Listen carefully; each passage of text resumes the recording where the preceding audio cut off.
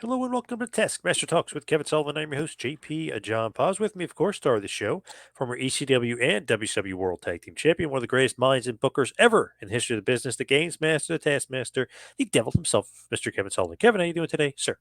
Very good, JP. How are you, my friend? Doing good. What is going on with the Polynesian Pro Wrestling? That great Tales from the Territory. What'd you think about that one? That was a territory not a lot of people know a lot about. Yeah, I booked it at the end. Uh, we had the big stadium show. I think we had 31,000 people there. I got to work with Andre on that show. Uh, it was just a wonderful, wonderful place. When I first went in there, they were running once a month in Honolulu. By the 3 months later, we were running the whole islands as a territory. Then we were going out to Singapore, Malaysia, Hong Kong, the Philippines, Samoa, both of them. So it was a wonderful, wonderful territory. And hey, it's not bad working and living in Hawaii, right? Yeah. Oh, God, yeah. Yeah, yeah. I was looking the hot summer night that big huge stadium show you guys had.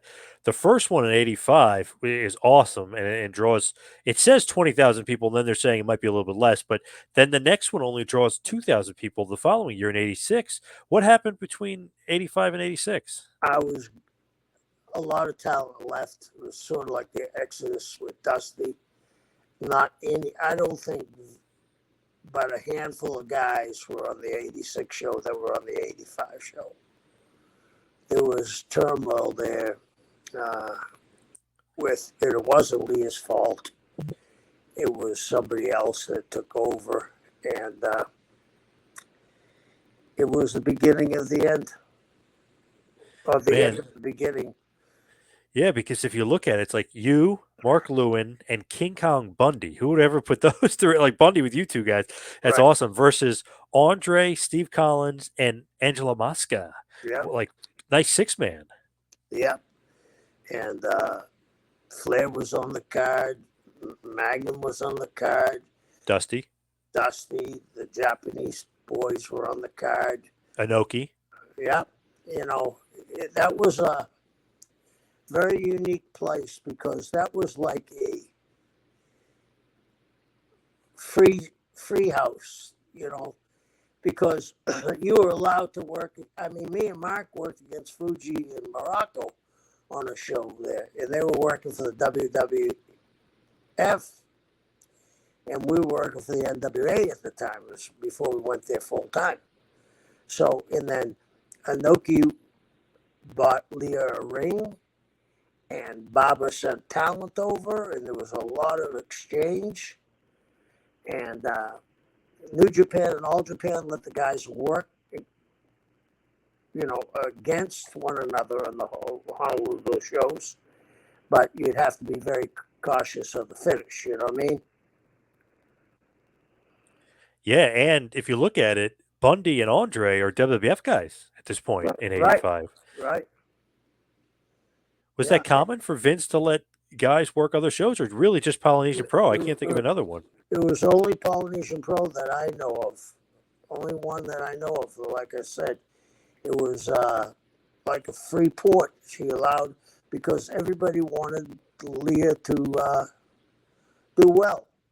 You got to remember, this is before everybody being woke. She was the only woman wrestling promoter, and she was admired. And Peter was, looked up to on not just the Samoan end, but the wrestling industry itself. You know what I mean? Yep. And Peter was one of the most impressive human beings I ever saw. He sort of reminds you of Ming. Yeah. Oh, yeah. Was he as tough? I don't know. He was pretty tough. I'd pay to see that fight. I mean, Peter did the same thing that Brother Ming did. Pulled eyes, broke arms, crashed heads. Supposedly he pulled Billy Robinson's eye out. Really? Yeah. How'd that go down? That they got in a fight, and Peter, introduced them to anything goes, I guess. And I'm not knocking Billy because I really liked Billy. He was very nice to me in the ring when I worked with him. But, this was back in the day, too, when guys would be drinking, and very seldom would the tough guys take on one another. But those especially tough guys would, you know what I mean? Yep. So, yeah. When you look at Polynesian Pro, like you said, obviously from 85 when they're kicking ass, and then 86, as you could see, it's a completely different program. Guys were canceling, guys were leaving. Who was like the stalwarts, though? Like Lars Anderson, oddly enough? Yeah, Lars was there. He owned part of the promotion, and Superfly Tui was a local guy, and Siva Alpha, who was a terrific performer. Uh, and I guess Morocco was he still in New York at the time? Yeah. Yep. So when he would come home, he'd work for them, but he probably tried to hide from letting them know he was home. He wanted to go surfing. Right. Yeah. What's up? What was up with Lars? I know there was like some embezzlement stuff. Was that with Polynesian Pro? Or was that with another pro wrestling company? That's why he was out in Polynesian Pro. I think it was a couple of them, and then they tried to strong arm another promoter when Lars had kind of killed the business, and it was all over the papers because the other promoter, the police had him wired, and they said they were going to break his arm and break his face and do more harm than that. But the crazy thing is, this is how over the Polynesian Pro Wrestling was. When they went to court, they were found not guilty. How? You don't go. You go in front of your jury of your peers. You know what I'm saying? Probably free wrestling tickets. Yeah, true. It's just what a fascinating territory. Is there a lot of footage, or was there a lot of footage of the promotion? Yeah, I actually had a TV show in Knoxville using the footage. Yeah, there was a lot of footage for that short period of time, like 85 to 86, because we did a lot of filming, and that was what made it completely different. When I got there, they were filming in a studio. The interviews. Yep. I said, why would we be filming in a studio? I went to the North Shore. I went to Lanai, Kauai. I went to Singapore. I made them shoot the interviews on the beaches, in cave temples, and exotic places. So, and it got on in a few channels in the mainland. So if you're sitting where you are in February and you're up to your ass in snow and you see Polynesian Pro Wrestling come on, and you see these interviews with guys coming in off the surfboard and cutting a promo, it's going to grab your eye. You know what I mean? Oh yeah. Yeah. For sure. What an interesting territory. I don't. You probably know Julio De Niro, was Julio Sanchez. He was in WCW and ECW. A buddy of mine, he was saying he used to watch it on the stock market channel really late at night. So I was like, wow, that's so weird. Like, and he's from the East Coast. He's from over here. I said, wow, I never knew that. Why the hell would it be on the stock exchange or whatever the stock channel? Lars Anderson, this goes back way before. Lars Anderson, even though he had a lawsuit of some sorts against the Atlanta office when Barnett was there. So they had to hire him. But Lars had a wrestling, it was called Aspen Wrestling Academy. He sold T-shirts with that on it, the symbol on it. And they didn't want to mess with them anymore. They didn't want to open up a can of worms with lawsuits. So Lars reached out, and it was the Financial News Network. But before it was the Financial News Network and Lars got on, it was like a channel that was a fledgling channel that would show just about anything. And it wasn't a financial. And Lars got the tape on there. And then somehow, when the financial people bought it out, they kept the wrestling on the Financial News Network. Wow. And in some areas of the country, that because of what I just said, the coolness of the tape itself, and they had stars from all over the world on it, they would accept the tape. You know what I mean? Like, I know that Mario Savoli used his tape to block other tapes from coming into his area, like in Maine and Vermont and New Hampshire, was in Knoxville, Chattanooga. So it was around a bit, but it was one of those where it was bright star in the sky for about a year, then it burnt out. But for that year, they had, Brody and Hanson. I saw some clip just recently. Brody and Hanson, the Sheik, Inoki, Gary Hart, King Curtis, Don Morocco, John Studd. A host of people on that card. That was just one card. So they got talent from all over the world, which made it spectacular. What a cool promotion! But it's awesome that Tales from the Territory and those guys covered that, because didn't expect that would be a part of the season. And I was like, wow, that's awesome! What a cool episode! Anybody that loves wrestling or likes territory wrestling or likes to learn history of wrestling, that's a great one. Yeah, and it's very good that downtown Bruno Javi Whippleman was on that one. He did a hell of a job, because I came in when he was there for a little while and then went to the States. But I thought Rocky Mafia, not Rocky Mafia, Rocky Curtis, IAK, yeah. Rocky Iakea did a hell of a job. Talking about his dad. Where's the Prince? Where's Prince IAK? That's Prince Iakea. Oh, that's I use Rocky as Prince Iakea original one. The other one, Mike, is in Florida. He hit the lotto years ago. Yeah, it's funny. Like, you would think maybe they could get him, but he probably doesn't want to do it. Doesn't have to do any. He doesn't want to Well, he leave didn't go to Florida. Hawaii. He didn't go to Hawaii. Oh, he never did. Wow, I'm No. surprised. Okay. Yeah. Oh, he's probably too young, right? Yeah.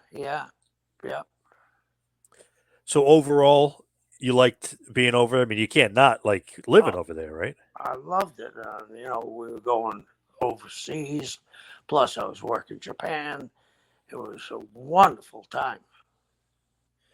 All right, we got to change gears. So we're talking about something wonderful. Now we're going to talk about something maybe that's not so wonderful, not such a wonderful time. Halloween Havoc 2000. It was held on October 29th, Paradise, Nevada, at the MGM Garden Grand Arena, or really Grand Garden Arena. The attendance 7,582. The tagline: "The future of pro wrestling is here and now." The pay-per-view buys only 70,000. Ouch. Where were you at this point? I was home. JP, what was the town that building was actually in? They say it's Paradise, Nevada, but when you're on the actual pay-per-view, it says Las Vegas, Nevada. I think that's why I asked you. I think it actually was in a suburb of Vegas, like Paradise. Yeah, that's what I read into a little further. It says Paradise. It's technically not Las Vegas, but I guess it's a part of Las Vegas, and that's MGM Grand. I think everybody associates with Vegas anyway. Right. But the interesting thing is here, remember Havoc used to have the awesome sets, they had the cool looking pumpkin, I mean the awesome stuff. Right. This pay-per-view has nothing. It looks like almost like a house show, the way it's set up. Yeah, I didn't see it, and I was wondering if they were trying to cut budget costs. You know what I mean? Ooh, could be. That could very well be why it looked like crap. Yeah. Yeah, yeah. I mean, at one time, the sky was the limit. They would, you know, fly guys in to make guys a special Halloween mask, put it on them, right? Yep. Probably cost 50 grand, but I think at this period, they were really looking at the bottom line. That huge blow up pumpkin you guys had, somebody had it and they had a picture of it. It was online. Somebody had it. They had it in their front yard. They didn't even know it was, and it says WCW Halloween Havoc. They have no idea what it is. They just thought it was an awesome Halloween decoration. I don't know Really? how they got it or who bought it or crazy, but somebody from WCW must have sold it to somebody on eBay or something. Wow, that's crazy, huh? That is, Nuts. yeah, yeah.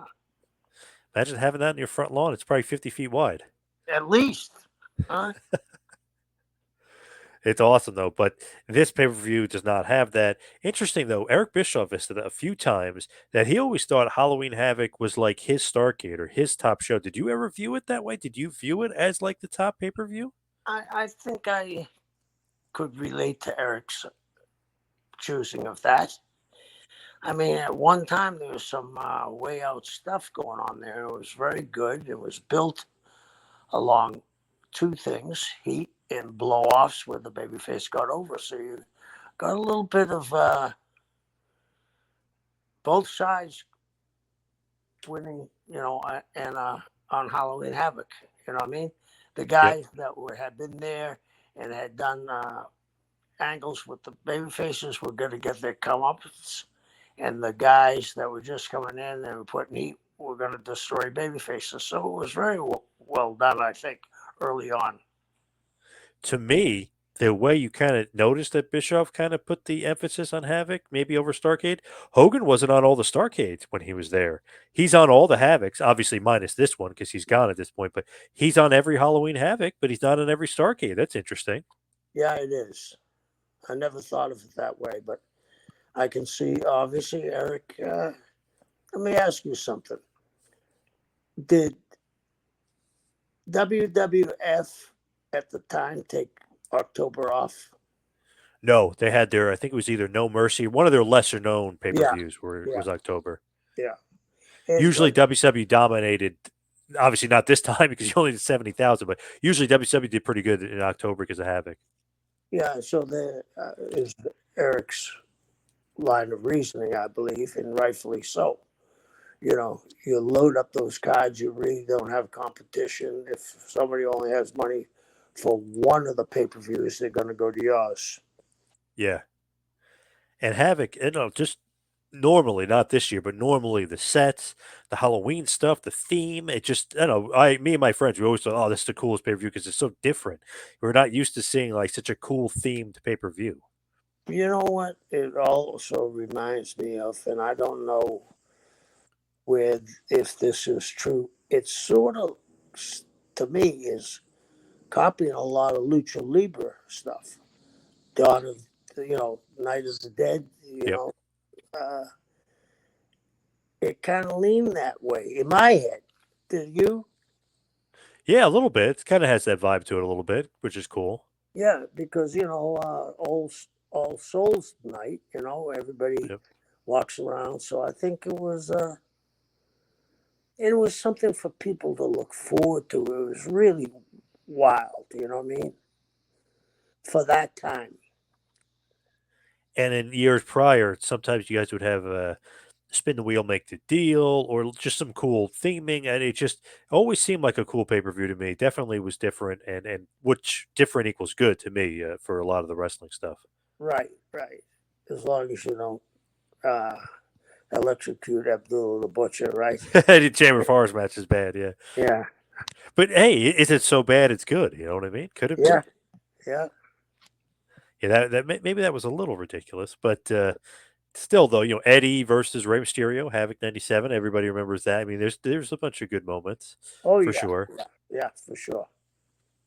So Bischoff, we're talking about him. He's obviously gone at this point, and Russo and Ferrara are in.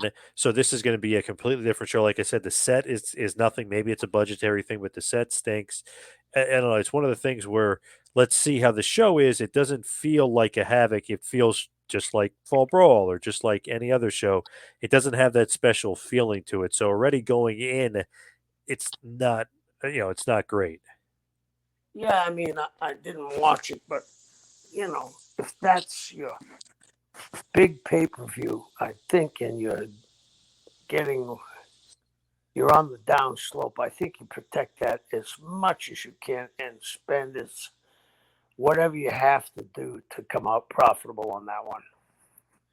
So at Fall Brawl 2000, we talked about that pay per view before. They promised at this show, Halloween Havoc 2000, that Sting would undergo a huge change, and it would be something monumental that we've never seen before out of Sting. And so that when this show opens, there's really not a lot of mention of that, and there isn't a big push for that. So it was weird that they would do a commercial and say that about Sting when the show comes. Not even bait and switch. It's just not even just a bait with nothing. There's no switch. It's just not. It's not going to happen. What do you think caused that, JP?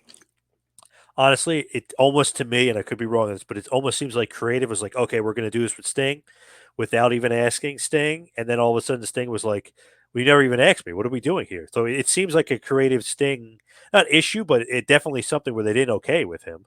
Right, right.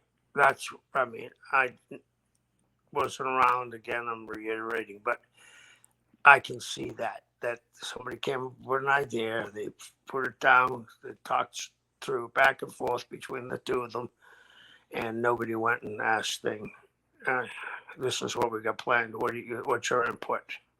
After all, he knows how to be Sting better than anybody else, right? Right. I'm curious like, what it was. What do they want like, him go back with the yellow hair or something? But No, obviously they never asked him. yeah, they never asked him, but my take is what you just said. They probably want him to go back to the yellow hair and the colorful outfits. Is that your take on it? What else That's could? what I. That's what I assume. What I mean, what else? You going to turn Yeah, him into what something completely different? I mean, was he going to become the Undertaker? It just seemed like he was going to go and be 1990s, early 90s thing again, but that's not him, or that wasn't him at that point in his career. right, right. Or the other one may be uh, split personality. That Uh, you know, Muda is the Muda and the Great Muda, right? yep. Something like that. I don't Could know. could have been whatever it was. Sting doesn't go for it because that doesn't happen. Right, right. That's one of those things where like, wow, cool. What's going to happen with Sting? I wonder. And then all of a sudden the pay per view comes and they don't mention it, and it's not a big deal. It's like, okay, I guess WWE is not credible at this point. Uh, your guess is as good as mine. You know what I mean? What do you? What's your take on that? I thought a little bit of credibility issue because I was like, man, they promised us something and they didn't deliver. Is that where we're going to see more bait and switch? It's just they already were on like the downswing. You don't want to do anything to have the loyal fans like me that are ordering these pay per views every month. One of the 70K ordering them, thinking that okay, what the hell's going to happen? Do I need to order the next one? Are they going to switch it again? And I'm not going to, I'm not going to get what I want after you announced it. Yeah, the one thing that I do remember people talking to me about, and this is no knock to anybody, everybody has their own idea, but switching the belt so many times, the Yeah. world title, it Yep. was sometimes switched 3 times on the show. I mean, it is, I saw one time a cartoon by Gonzalez. Do you know who that is? He used to do a Vanity Fair, and he's very Richard Gonzalez, I believe his first name is. But he had this thing where it showed uh, people in the jungle, two guys in the jungle, and there's a sign that says nothing, right? And people are worshiping it. The guy says, "Is nothing sacred?" You know, like so. What I'm getting at is, the belts at one time were sacred. You know what I mean? They didn't just toss them around as props. And I think that's what does. I mean, I may be way off base, but I think that's what started to hurt boxing. You're a boxing fan. Yep. when they had 4 or 5 world champions. It didn't mean as much in my Yep. head anyway. Too many titles. Yeah, I Yeah, agree. And yeah, and WCW was infamous for the switches. Booker T was a 5-time champ or whatever. I think he was really 4-time in WCW, but in like a short amount of time, it was like boom, like way too many title changes. He should have just had it for a long run. yeah, yeah. There's a guy. Don't want to get sidetracked. There's a guy that really doesn't get his due. He was spectacular. He was spectacular.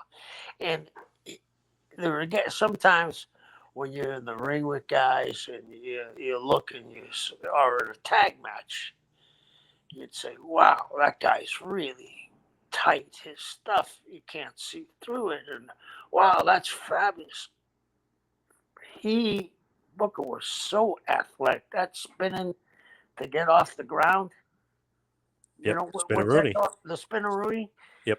God, I could be doing it from 20 years ago to now, and I would be off. My fat ass would be off the ground. He just was so innovative. And Stevie was another guy. I don't think gets the credit. They were one of the best tag teams, and it wasn't Booker by himself. Stevie was there plodding along with him. You know what I mean? It was Yep. a great combination. And Stevie, for this card, he's a part of the announce team with Tony Schiavone and Mark Madden. So they like Stevie as one of the announcers. Intelligent guy. I liked hearing him talk. He's very good.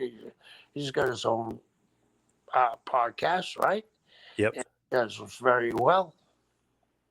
He is so funny. I love him as an announcer because sometimes he'll say stuff that you, as a fan, know it's like obvious, but they never mention, and he'll say it. Like he's just going to say whatever he wants to say. And like calling women, obviously, as a joke. He's like, oh, she's a yak, the villainous woman. She's acting like a yak, Tony.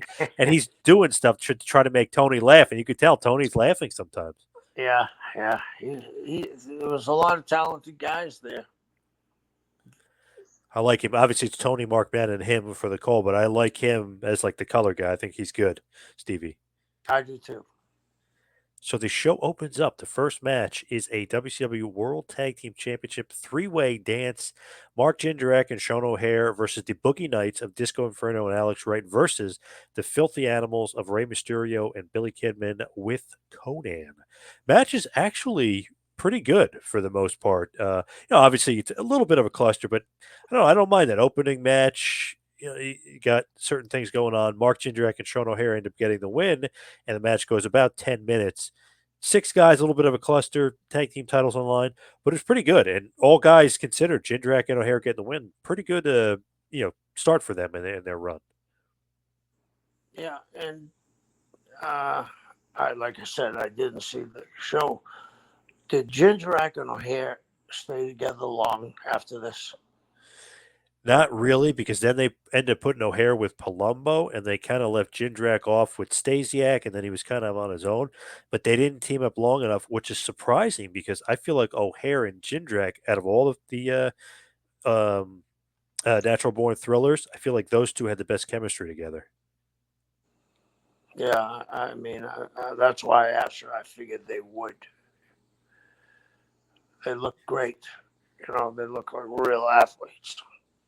I don't know why they decided to go with O'Haire and Palumbo rather than. I mean, Palumbo's good too, but O'Haire and Jindrak, they had some cool double teams together. I don't know. They just worked to me like they were a good team together. I don't get the split up. I don't either.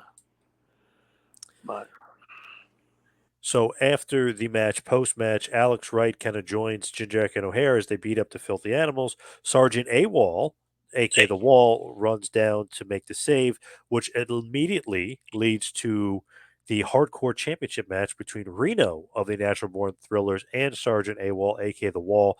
That's a very Paul Heyman esque booking thing. They're beating up the guy, and then the guys separate, and the two guys in the ring. Oh, match starts right then and there. No entrance. That's something I think I would have seen in ECW a lot or Heyman style booking. I know Gabe Sapolsky used to do it in Ring of Honor a little bit, right? It's a different style of booking where the guys don't get the entrance. They're keeping the crowd hot for a certain reason. And then once the action kind of breaks away, then they start the next match. yeah, I mean, I know that Paul used to do it. I'm sure.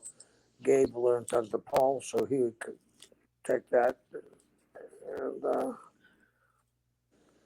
these guys were two guys trying to do Shock TV anyway, right? Yep. Wasn't that their thing? Yep. So it fits into their line of thinking also.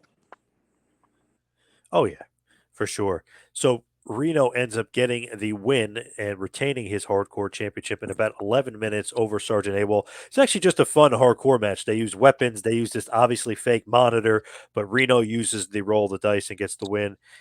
Not it wasn't too bad. It was kind of better than I thought it was going to be. Better than I remembered it. But just a wacky, crazy, hardcore match that you may have seen in ECW, like that kind of match. Yeah, I mean, this is just me.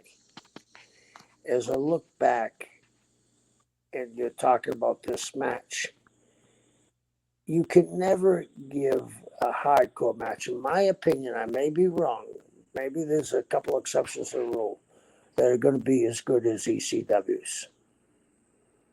So you're putting I don't think. So you're putting a burden on the guys. I mean, they had guys jumping off of balconies, right? Yep. Uh, uh, they had guys lit on fire. Didn't Terry Funk get lit on fire? Yeah, he was doing the branding iron thing. Yeah, Yeah, yeah. yeah. They had the fans throw all the chairs in the ring on top of Terry and Sabu, right? Hell yeah. Yep. How are we going to compete with that? It's like, you know, going to a bar and order a Jameson's, and you order a Jameson's, and I order a Crystal Light. It's completely different. And Yep. this isn't, you got to experiment with things, but I just thought no matter what you do, you're not going to have a guy jump. First of all, the corporate side wouldn't let you have guys jumping on balconies, Yeah. wouldn't let you have fire. So, are you going to be giving them something that can even come close to Paul stuff? I don't think so. So the next thing that kind of happens, they show the natural born thrillers in the back with Shane Douglas discussing something, but it's funny. You're like, wait, that's weird. Like, weren't the natural born thrillers? And then all of a sudden, pops up on the screen earlier today. So I was like, they probably should have put that first earlier today, and then so it was not confusing because we literally just saw the thrillers. So something is going on. Shane is obviously up to no good with those guys. And then they show Chronic talking to the state athletic commission. They'll have a match later against Goldberg, and they're saying don't clear him, or we'll end up killing him. So it's a 2-on-1 handicap match set up for later on the night. Chronic versus Goldberg, which is a part of the storyline where Russo is saying if Goldberg loses at all, he has to retire.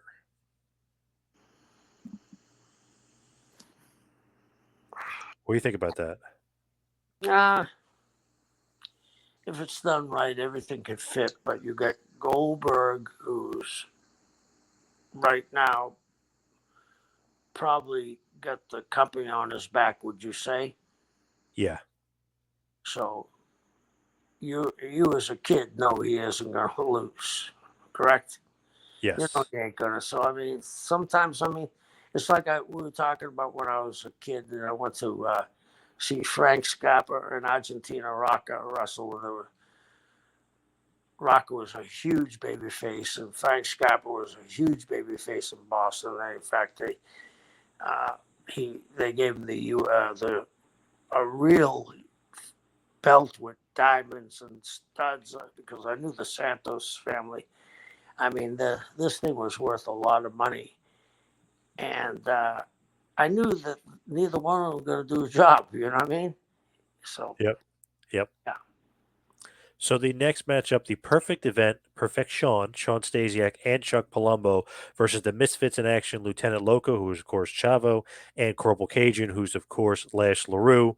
Just a funny line by Stevie Ray. they kept calling him Chavito, so he kept calling him Chubby Toe. So just a stupid little funny line. I'm sure he was trying to pop Tony or Mark Madden or something. He kept calling him Chubby Toe. Uh, see, though, the perfect event, Stasiak and Palumbo, I thought were a better team with better chemistry than when they put Stasiak with Jindrak and they put Palumbo with O'Hare. Like, I don't know why they flipped the two teams. I didn't like that. It didn't make sense. The original pairings of the perfect event and then O'Hare and Jindrak, perfectly fine, perfectly good. So weird that they switch them. But the Misfits in action in an okay match, Cajun and Loco end up getting the win, surprisingly. So good win for the Misfits in action over Stasiak and Palumbo. Okay, I can go along with that. What about you? Yeah, it's a nice little win, and we'll see where Yeah, where they can go. But good win. Obviously, I love Lash and Chavo is great, so it's nice to kind of see a little upset here. You stay away from the predictable. right. And as you said, Lash was good, and Chavo. I mean, Chavo was fabulous. Has there ever been a Guerrero that wasn't great? I don't Right, think so. they're all pretty damn good. Yeah, So then the next match is a mixed tag team match. The franchise Shane Douglas and Tori Wilson, who looks basically the same age now as she does then, which is amazing. that Uh, is amazing. she doesn't age, crazy. Yeah, Versus Conan and Tigress. The winners of the match are Conan and Tigress. Nothing great, nothing to write home about here. Just a, I don't know, weird intergender match because Tigress not really a wrestler. Obviously, Tori Wilson's not really a wrestler, so not a lot of work to do and to work with here for Conan and Shane. Just, I don't know, just obviously Tigress is pretty and obviously Tori Wilson's gorgeous, so probably just to get them out there for an intergender match to me. yeah. Probably, I see it the same way you do. You put them on the card. You get to have a chance to get Shane and Conan on the card, and maybe you can do something in that match where you can kind of see which direction you can take Shane and Conan. If Yep. there's any magic there. So in the back, David Flair promises to beat his opponent tonight, Buff Bag. Well, so bad he said he's going to take his blood and give it to the guys in the white coat standing behind him. And there's two doctors that are standing behind him. The idea was that the blood could then be tested in a DNA test to prove that Buff Daddy was Stacy Keebler's baby's daddy. So so it's not only a first blood match, technically speaking, it's a DNA match. I love it. I love it. I Wow. knew I knew you would either love this one or hate this one. So, I ha- love it. I love it. It's so bad. I mean, come on. uh, wow. Wow. s- to Um, me, this is like they would say, like, "Oh, that's so Russo-rific," or "That's such a Russo idea." This is him at this moment, like to a T. Like, wow, a DNA match? What? yeah. A DNA match. Wow. Wow. I mean, how do the announcers keep a straight face? I don't know, because Huh? I could see Tony, like, if he was like allowed, I could see him just ripping it apart. Like, what are we doing here? Like, Right. what? And the other thing is,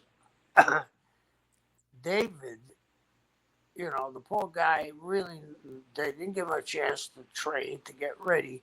They just threw him out there. But I thought he was very talented on the interviews. He looked like he was crazy, didn't he? Oh, yes, yes. Yeah. And some of those vignettes that he did were great, hilarious. He did a really good job outside of the ring stuff. He did great, and Yeah. character stuff. Yeah. So if they had given him a chance to develop, no telling where he would have gone. For sure. So Buff Bagwell ends up defeating David Flair in this first blood DNA match in about 6 minutes. Pretty damn bad match for the most part. Post match though, as David's bleeding and we can get the first blood or the DNA sample there. Lex Luger comes out, turns on Buff, and he allows David Flair to get a blood sample from Buff to return to his doctor friends so he could find out if Buff is Stacy Keebler's baby daddy because David very paranoid about it. So they do a little twist there, so they both get a little color. Yeah. I mean, you know what I've been saying since we've been on this roll? Boy, it looks like a pilot for something, and it's not a wrestling show. Not, yeah, not a good one for that. That is not a good wrestling angle there, the DNA match. But the next thing that comes up, Scott Steiner has a promo backstage with the beautiful Medeja, and then of course Pamela Paulshock is the announcer. She's asking him about the match later on. He gives a very great Steiner-esque promo talking about Booker T and his freaks and his peaks, and he's the big bad booty daddy. So it gets you pumped up for the match later on tonight that you think is the main event because it's for the world title, but oddly enough, it's not. So you know there's some sort of swerve amiss that that world title match is not the main event. So just keep that in your mind for later on. Okay. So then the next match up is a kickboxing match. The world cruiserweight champion, Mike Sanders, with Palumbo and Stasiak of the Natural Born Thrillers, is going to wrestle Ernest the Cat Miller with Miss Jones. Well, not really wrestle, it's more of a kickboxing match. But Mike Sanders shockingly gets the win here in about 8 minutes, 30 seconds against the kickboxing master, Ernest Miller, who would probably kill, me, Mike Sanders, and a couple other guys, 2 or 3 on 1 in a kickboxing match. But the franchise comes out, cheats, and helps, which is why we know why we were talking earlier in the night, helps Mike Sanders get the win here. So Mike Sanders beats Ernest Miller in a kickboxing match. I gotta give that. You know, we thought, or I would think when I say we, I think most of the audience would have thought that Ernest was going over. Don't you? Yeah. I like that swerve. Oh, okay, nice. It actually for what it wasn't terrible either. Like you would think it would have been much worse. It wasn't too bad. I didn't mind it that much as far as that match is concerned. Mike is a very talented guy. Great talker. Yeah. So then here's one that, oh my god, if you put this in a time capsule and put this one in the future, shockingly might be one of the worst matches I've seen. And this is crazy considering who's involved, but the gimmick is awful. But that 70s guy, Mike Awesome versus Vampiro. Whew, man. You would think Mike Awesome, because of what happened before Nitro, he's set to have a world title match against the winner of Steiner versus Booker. And you think it's headed that way, but with this gimmick, oh man, I just I don't know. It's just a terrible gimmick, but man, he had a bus, a '70s bus that kind of comes into play, and tables, everything else. But Mike Awesome looked out of it for whatever reason. I don't know if he was injured or what. Looked out of it, and Piro, I don't know what was going on. Maybe extracurricular stuff, but both of them looked completely out of it. Maybe they both didn't give a shit, but the match is awful. Mike Awesome ends up defeating Vampiro in about 10 minutes. Man, it's like a screw up fest after screw up. It's just weird what was going on. There was the one good thing was like the finish somehow came off with Mike Awesome with one of his awesome bombs, but man, the rest of the match it was just a stinker. I don't know what was going on between these two. You would expect better. Yeah. I mean, in a situation like this, you don't know what is transpiring backstage. You know what I mean? And you've made kind of lean that maybe there was some extracurricular activities. You know what I mean? Yep. So it was the time too. You know what I mean? It was that era. I could see Mike Awesome not being too thrilled with being that '70s guy either. Yeah, yeah. Because I used to go to Japan with Mike, and he was over, and he did you ever get to see him live yourself? Oh yeah. Yep. He was a big, big man. And athletic as hell. Yeah. And as big as he looked on TV, he's one of the few guys I've ever met that were bigger in person. Yeah. Yeah. Yep. You know, and he could have been, they could have done something with him. I totally agree. Did he Definitely wrestle? better. Did he wrestle in that suit too? Yeah. He covered his body up? Yeah, he had the God. he eventually takes it off, but he would come down with it and wrestle a little bit in it, and then he would take it off. Yeah. Oh, so bad.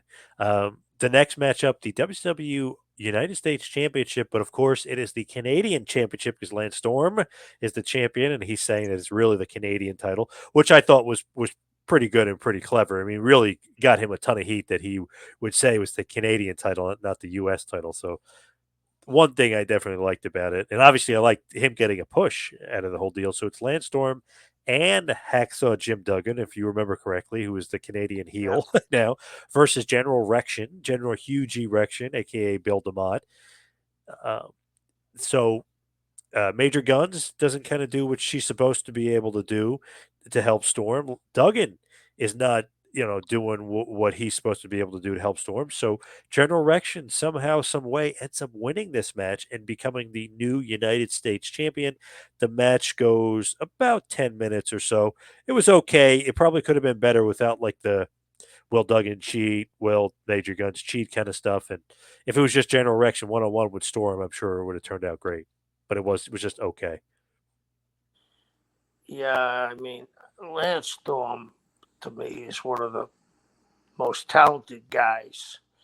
And correct me if I'm wrong, anybody that's a student of Lance is comes out on top, don't they? Usually end up going to WWE or Impact, but Yeah. WWE for a period of time, yeah. And do you want to saddle a guy with all that? I do like the Canadian heavyweight champion gimmick Yeah. very much. Yep. But do you put him with Duggan, who was the All American boy for a century? I hated that. It was funny, but not good funny, like Yeah. stupid funny. So, I mean, do you saddle guys down like that? I don't know. So then next up, Jeff Jarrett versus Sting. Now, obviously, everybody was saying what's going on with Sting, what's going to happen. So in order for something to quote unquote happen to Sting, it wasn't Sting. It was Jeff Jarrett was going to bring out all these Sting impersonators, and each one would be a different like version of Sting from his career. So you'd have 80s Sting, early 90s Sting. Each would be a different version of Sting coming out. Like the Scorpion Sting would come out, and they'd have all these fake Stings. So that was their way of saying that there was going to be some transformation. It wasn't really going to be Sting. It was going to be all these guys for his career. So that was kind of the way around it. But to me, that came up pretty lame. Yeah, I mean, where do you go with that? Yep. Do they just march to the ring like toy soldiers? So basically, they just keep popping up during the match. So Sting and Jeff Jarrett will be brawling all over, and like they'll just pop up, and Sting will have to fight him off, and it's It's I don't, like a video game, right? yeah, yeah, Yeah, almost like you're going through a little. Sting had to go through his little video game tournament. He's got to beat all these guys before he gets to the final boss, who he's kind of fighting the whole time anyway. right, right, right. Yeah, I don't know. Just it could have been better. To And, me, I don't know. Just like it felt like a bait and switch, and you couldn't really do anything with it. Nothing. Sting wasn't really going to change, so that the excuse was like, "Oh, Jarrett was behind the transformation of Sting. He was just doing it to make fun of Sting. Wasn't buying it. Didn't like it." why do you saddle two great performers, two guys that draw money with all this bullshit? Yep. Can't you just have Sting and Jarrett? I mean, show the tail of the tape, show the history of the championships they've won, show a bunch of good stuff, show them training, make some nice video packages Yeah. rather than being in the middle of a video game.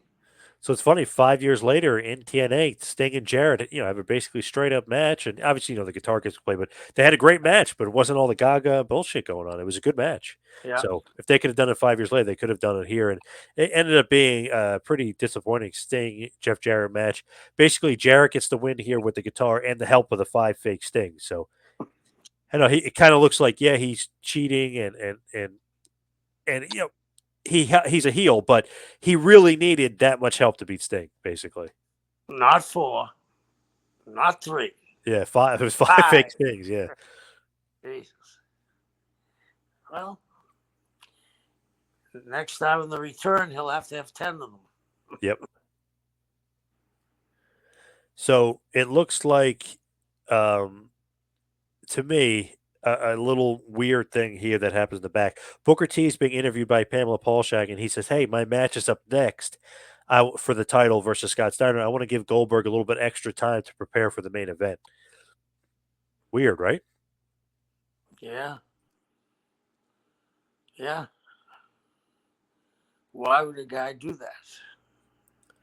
And kind of sacrifice his own self. Like he's going to wrestle quicker. He's not going to give Goldberg a time. I don't know. Weird explanation. But you knew something was up with the match. Like something had to be amiss. Like there wasn't going to be a straight finish or something. So of course the match happens. Booker T versus Scott Steiner for the WWE World Heavyweight Championship. The match is actually pretty good. It goes about 13 minutes, actually, as you expect from those two. But Right. of course, Scott Steiner cheats, and there's a DQ finish. Booker T gets the win, thus realizing, even as a 18-year-old fan at this point in 2000, I'm realizing something was amiss, something was going to happen. There wasn't going to be a title change, or there wasn't going to be a clean finish, because why wouldn't this be the main event? And now we have our explanation, because there's a DQ finish, and obviously the crowd was not happy about it. Were you? No, I felt like I was kind of swerved into thinking, like, man, I paid for the pay-per-view. I thought Steiner was going to finally get the WWE World Title and win. I kind of got screwed. I know he's the heel, but I kind of got screwed there a little bit. And, and here's something that I was thinking after we talked last week. You brought something up, and I really thought about it. You know, we ask people, fans, to vest their time to watch our show, right? And hopefully we lay out a storyline that they buy into. They help drive our ratings. Yet we can't put the time in to come up with something that we don't have to have a non-finish, so they can have said, "Oh, I paid my money, but I didn't get a non-finish." Like you and I were talking about as kids, we knew that this wasn't going to happen. Don't you think that if we did I'm not going to say it can never happen. I mean, it's like Wilder and Fury on the first fight, the draw, right? Yep. A lot of people didn't like it, but I did. I mean, Fury. I mean, under, Fury gets up like the Undertaker. Yeah. I Oh, mean, yeah. and they had a hell of a fight. So yeah, and it built up for the second one, and that made a lot of sense. But on the second one, he beat him. They both got knocked down, but Fury went over. So I'm saying, if we expect people to put their money on the pay-per-view, we need to put our heads to a pen and paper and come up with a storyline, and a storyline that makes sense, not some off the wall DNA test. And the thing with Steiner here is, so he's going for the title, but gets DQ'd, almost like doesn't care. So it's like, why doesn't Steiner care about winning the title? They almost trying to make him a maniac. Then he beats up all the security afterwards. So then it's, to me, it's almost like, man, this guy is so cool. I wish he would have beat Booker T, who's the baby face. Like you almost rooting for Steiner because he's kicking everybody's ass. He just looks like a complete monster. But the only thing was like, okay, but he didn't care about winning the title. That was kind of weird. Like he should have wanted to win the title. You know the thing about Scott, and I've said this to you before. I think sometimes when I book something, what a poster would look like. Yeah. Scott and Goldberg face to face. Scott and Booker. Yeah. Scott and Sting. You Yep. know, and I'm with you. The more Scotty tried to be a heel, the more the people accept him as a babyface. Yeah, definitely. You know, he was so over the top. The audition thing. That I think about that sometimes. You know the one I'm talking about? Oh yeah, 33 and a third percent chance. And the people, it was so humorous, but the people loved it. And then Yep. here's a guy that takes a tiger to the ring. You know what I mean? Yep. I mean, And he's every got Madeja, who looks like yeah, $1,000,000 with him, and he had the other Shakira, the other girl at one point looked like $1,000,000. yeah, and here he is. Nobody backed up when he had the tiger. Everybody else would have shit if someone came out with a tiger, ran out of the building because they thought Scott could beat the tiger. I mean, he had everything going for him, and I probably was at fault too. That you know, but we were saddled a little bit about creative control, Yeah, and if the creative control had lost to Scott, how are you going to get the belt away from Scott? Uh, I would have loved to seen go back. You know, you mentioned going back in time, a time capsule. I would love to go back in time and started a program with Scott to get him over and build on that for a couple of years. So when and have him, I don't care if he's a heel or a baby face, he's a baby face, right? yep, You know what I mean? And I yep, put the belt on the heel and I let Scott and them just have insulting interviews like we had all up to the run up to yesterday, right? yep, And put it on him and let it stay there for a while. yeah, See how far you could go with him. yep. Because I think that everybody missed the boat on Scott. I agree. Eventually, the next month, they'll end up winning the pay-per-view. We'll probably talk about that another time, but man, he was over like Rover. He was awesome to me. I love him. But the main event of the evening is up next. Handicap match: Chronic, Brian Adams and Brian Clark versus Goldberg. Thing is, here Chronic is super over. I mean, they kind of did the APA gimmick where if you paid them, they would cash checks and break necks and. To doing this whole kind of cool thing, kind of started as like a marijuana joke at first, Chronic, but they had cool theme music. Uh, I don't know, something about them was they clicked together, they had good chemistry. So of course, what do you do? Have them lose to Goldberg in a one-on-two handicap match, which is crazy. Like this monster tag team. I know you're trying to stack the deck against Goldberg, but to me, it was just funny. It's like, really, they did that. Couldn't Goldberg wrestled somebody else? They could have done a different thing, but Goldberg ends up beating them 1-on-2. Wasn't bad, but wasn't good. It was just, I don't know, it was just there, and Goldberg gets the win to end the pay per view. Besides, this is just my opinion because I didn't see the match, but besides hurting Chronic, it hurt Goldberg. Because nobody could believe that he could beat both of them in the same And time. 4 minutes, yeah, it was only 4 minutes. Yeah. You know, something that I forgot about.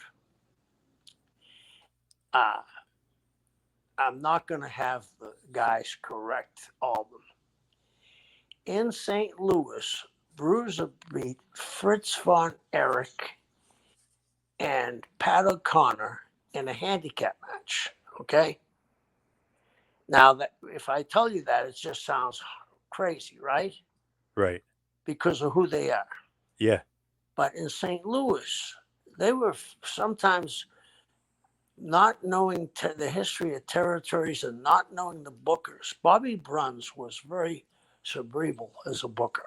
He was very, very smart. To repeat myself, but Bobby's handicap match was one guy wrestled one guy, and if he beat him, he wrestled the second guy next, and there was no interference. So it got the guy over, but it really didn't hurt the other guys. You know what I mean? Right. So maybe if we, you know how I talked about patents all the time, so you're sick of it. Maybe we shouldn't be following all these patents. It's like I happen to go to a show just for CCW. Uh, they have some very, very talented guys, right? And my time, I don't want to sound like a cranky old bastard, but I said to a few of them, I said, "Can I ask you why you get kick pads on?" I said, "Are you a judo guy? No. Are you a karate guy? No. Kickboxer? No. I said, why do you do it? Well, the other guys do it. I said, let me ask you this. Does Roman Reigns wear them? Does Brock Lesnar wear them? Right. Does The Rock wear them? Why do we follow something? And I'm not knocking people that wear them, but you have to have some kind of background, or at least a fictitious background, don't you? Yeah. Yep. You should. Yeah. Yeah, yeah. So, what do you think overall of this pay per view? God, it just got me confused. I'm sure, you know, I think the high spot from the highlight for me would have been if I saw it, David Flair's interviews. I could see that. Yeah, because he did it very well. He was pretty damn on point. Yeah, yeah. You gotta love some David Flair. To me, not a terrible pay per view, so to speak. I mean, I've seen worse, but not a good one either. The opener was good. The second match was good, and obviously Booker T versus Scott Steiner, despite the finish, was pretty good for the most part. But let's hit the plugs. You can follow me on Twitter and Instagram at Two Man Power Trip. Check out the website tmptempire.com, and of course, you can follow Kevin on Instagram at Taskmaster Talks. Go to Pro Wrestling Tees, ProWrestlingTees.com, and visit the Kevin Sullivan store. I'd like to thank everybody for tuning in. We'll see you right back here next week for a little Taskmaster Talks with Kevin Sullivan. We'll see you next week, folks.